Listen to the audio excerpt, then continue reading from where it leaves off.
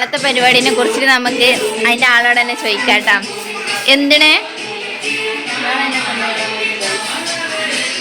ഹേ welcome back. അങ്ങനെ അവൾ പറഞ്ഞതുപോലെ അവളുടെ കുറേ വർഷത്തെ ആഗ്രഹത്തിന് ഒരു കർട്ടൻ വീഴാൻ പോവുകയാണ്. ഞങ്ങളുടെ ഫാമിലിയും അവരുടെ ഫാമിലിയും ഓക്കെ പറഞ്ഞ് അവളൊരു പെണ്ണ് കാണൽ അതാണ് ഇന്ന് നടക്കാൻ പോകുന്നത് കേട്ടോ. അപ്പം ഞങ്ങൾ ഭയങ്കര എക്സൈറ്റ്മെൻറ്റ് ആൻഡ് ഹാപ്പിയാണ് കേട്ടോ. അവളാണെങ്കിൽ എക്സൈറ്റ്മെൻറ്റാണ്, ഹാപ്പിയാണ്. അതിൻ്റെ കൂട്ടത്തിൽ ഏറ്റവും കൂടുതൽ ടെൻഷൻ അടിക്കുന്ന ഒരു ദിവസം കൂടിയാണ് കേട്ടോ.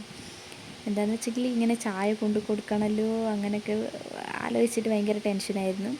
പിന്നെ എൻ്റെ കല്യാണവും ബേബിൻ്റെ സെറിമണിയൊക്കെ കഴിഞ്ഞിട്ട് അടുത്ത് ഞങ്ങളുടെ ഫാമിലിയിൽ നടക്കാൻ പോകുന്ന ഒരു ഹാപ്പി മൊമെൻ്റാണ് കേട്ടോ ഇത്. അപ്പോൾ അത് ഒരു വർഷം കഴിഞ്ഞിട്ട് കല്യാണം ഉണ്ടാവും. ഇപ്പോൾ അവർ ഉറപ്പിച്ചിട്ട്, അതായത് പെണ്ണ് കണ്ട് ഉറപ്പിച്ചിട്ട് പോകാൻ വേണ്ടിയിട്ട് വന്നതാണ് കേട്ടോ.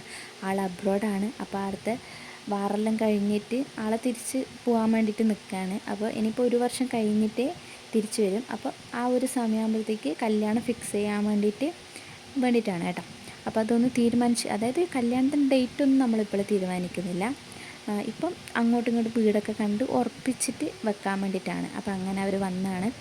അപ്പം ഞങ്ങളുടെ ഫാമിലിയിൽ കുറച്ച് ആൾക്കാർ, അവരുടെ ഫാമിലിയിൽ കുറച്ച് ആൾക്കാർ, അതായത് അടുത്ത ആൾക്കാർ. ഇപ്പം അമ്മേൻ്റെ ഫാമിലിയിൽ ഇവിടെ ഇത്ര ഏരിയയിലുള്ള ആൾക്കാരും അച്ഛനും പിന്നെ ഇളാമ, അപ്പം ഇളപ്പൻ, അങ്ങനെ ഒരു ദിവസം മുമ്പെയാണ് കേട്ടോ അവരിങ്ങനെ ഈ കാര്യം പറഞ്ഞത്. അപ്പോൾ അവന് വേഗം അവിടുന്ന് വിളി വന്നുകൊണ്ട് പോകാൻ വേണ്ടിയിട്ട്, അപ്പം ഇത് ഉറപ്പിച്ച് വെച്ചിട്ട് പോകാമെന്നുള്ള രീതിക്ക്. അപ്പം അങ്ങനെ ഒരു ദിവസം മുമ്പേ പറഞ്ഞുകൊണ്ട് ആൾക്കാരെ ഒന്നും വിളിക്കാനൊന്നും പറ്റിയിട്ട്, അപ്പം നമ്മൾ അടുത്ത് വേഗം വരാൻ പറ്റുന്ന ആൾക്കാരൊക്കെ നമ്മൾ വിളിച്ചു.